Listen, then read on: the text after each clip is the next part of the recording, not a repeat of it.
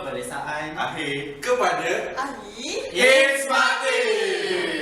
Dear In-Smartivians, the final examination for semester 1 academic session 2016-2017 is just around the corner.